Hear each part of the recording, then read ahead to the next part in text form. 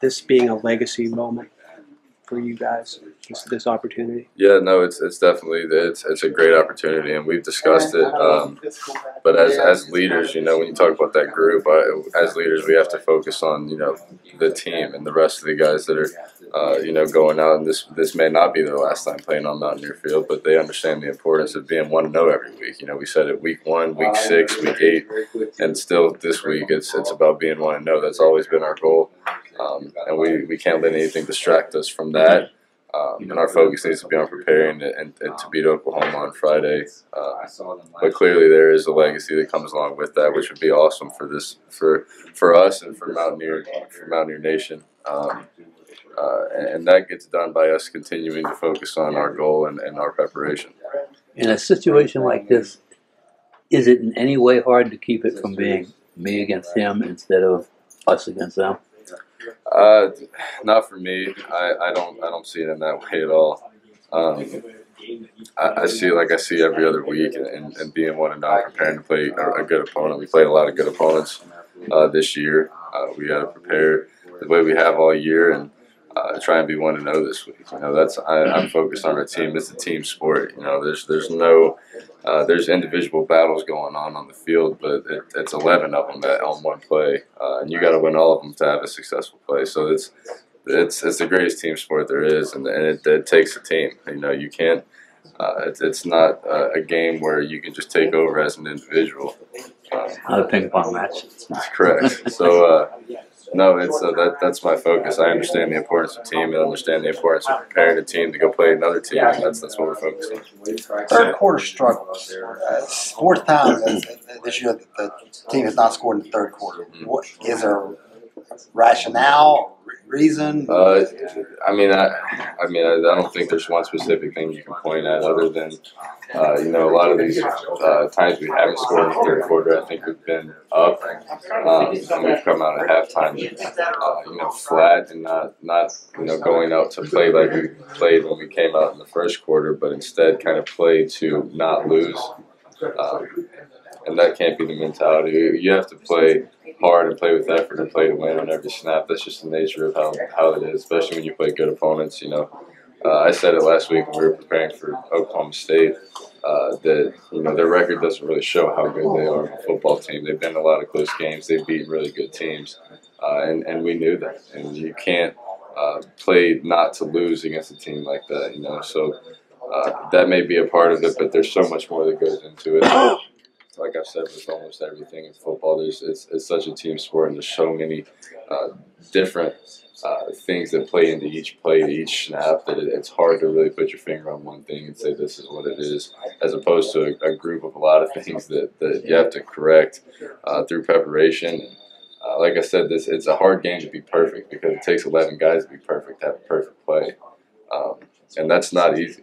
So it's not one thing. I think the main thing is playing with effort. If you prepare the right way, you should be ready to go, and all it takes is effort to execute at a high level, and that's the best you can do. Has it been more about DCs making adjustments, or do you think it's, as you're kind of saying, more of an effort or mental thing? Yeah, that's part of it. That's at halftime that you go in, everybody makes adjustments. It's an opportunity for offense and defense to kind of sit down with their team for a couple minutes and make adjustments. And obviously we've played a lot of good defenses and a lot of good defensive coordinators, and they've made adjustments, which is definitely a part of it. Like I said, and I don't think that's the only thing. Like I mentioned, I think that it's a lot of different things. That's one of them. I think the biggest thing that you can preach to a team from a leader, from a coaching standpoint, is effort and using the preparation from the week to go out. When you make adjustments, it can't be just new plays because it's not what you prepared all week. It's more about these plays against what they're doing and about playing with effort. Because that's where execution comes from is playing with effort for what you prepared for. And that's really all you can preach to your team when it comes down to it, because you can't go into halftime and say, well, they're going to do this, so let's completely change our offense and do this. But effort takes care of a lot of that stuff, and as leaders and as coaches, that's what you have to preach at halftime. And I think that's the main thing that's hurt us in the third quarter is we've came out a little flat. I think that there's been times in the third quarter where we didn't come out flat, but we just got out executed or maybe outplayed, and that happens as well. So there's no one single simple trick. Correct. I don't think you can just say, well, this is it, so let's change this and it's fixed, which is the case with a lot of things in the sport, which kind of makes it fun and it's interesting and tough. But that's the nature of it. And I've kind of come to the conclusion as a leader, the best thing, like I said, to preach to my teammates and my team at halftime coming out to the third quarter is energy, effort, and playing to win. What do you miss most about this place? Man, there's so many things. They're really the relationships you build in college football are, they're different. I mean, even when I had the opportunity to play at Florida for a couple of years, and I still have lifelong friends I played with there, and I learned from a lot of great coaches, and that's the same thing here. I've been around a lot of great people, not just in the football room, but just around this place. The basketball. The basketball team, at compliance office, everybody. I've just run into a lot of really good people and built a lot of good relationships and learned a lot from people.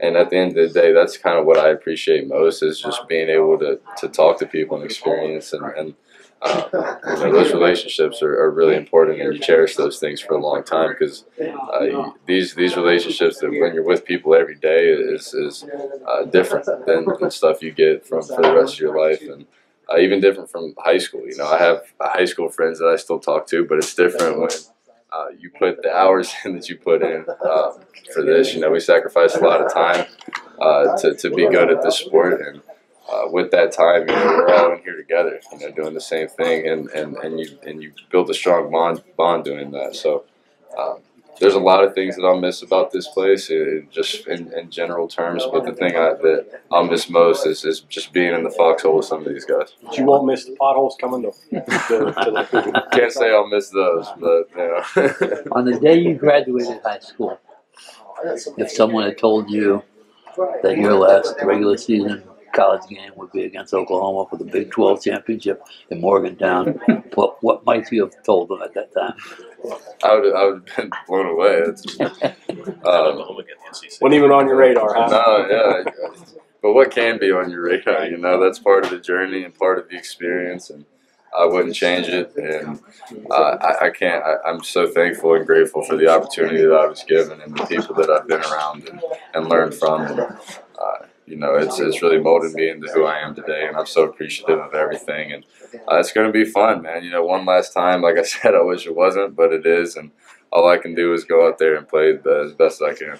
Well, among this group of seniors, a lot of guys from different backgrounds, different paths to getting here, but you all seem really tight. What's that bond like with this group, I guess, from your perspective? Yeah, well, I think it goes back to the off season. Almost every year you have a new group of guys, a lot of the same guys, but it's a new team. We had some new guys come in that were seniors that are from all over the place, and some of us that played last year were seniors and kind of took over the leadership role, and it started in the off season.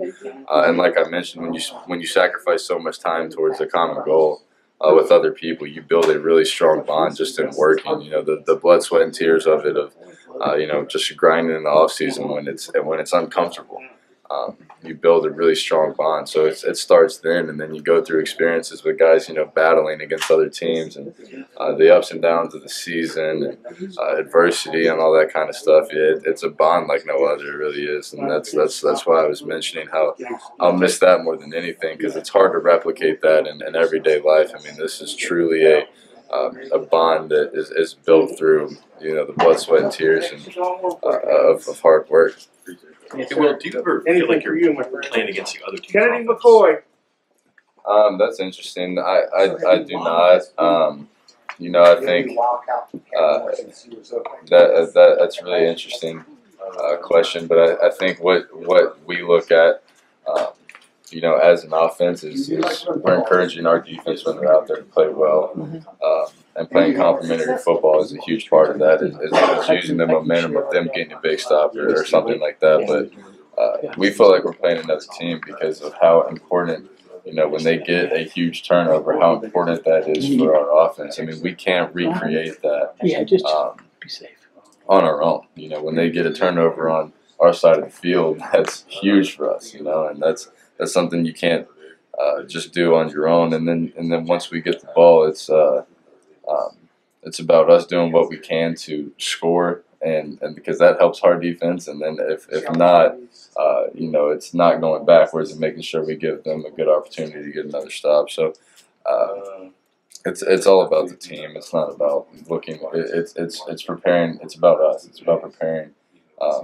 As best we can to put our best product on the field. Well, since it is such an interesting question, let me follow up then. When games do go back and forth like that, you can't help but get caught up in it. Maybe you're playing off your defense, like, man, they gave up a score. But does it add urgency, or is it every snap? I just wonder, can you have the same approach when it does become more? That is it's an interesting question because I understand kind of how you can look at, especially in a league where there's so many good offenses and they're up tempo, and there's a lot of guys that just make huge big plays. I mean, you see guys take slants 80 yards and it happens so quick, and the scores get run up, and that's totally fair to see that. But from a player standpoint, from an offense standpoint, it's not even that you're looking at the score as much as you're trying to score every time you touch the ball. Because that's the best thing to do on every possession is to score a touchdown. The second best thing is to kick a field goal. The third best thing is to put the defense in a position to be successful. So that's kind of and that's just basic. It seems basic in general, but that's the truth. In any situation of a football game at any point, the best thing to do is to score a touchdown as an offense. If that makes sense, that's kind of what that's the goal every time we go out. Be hazardous.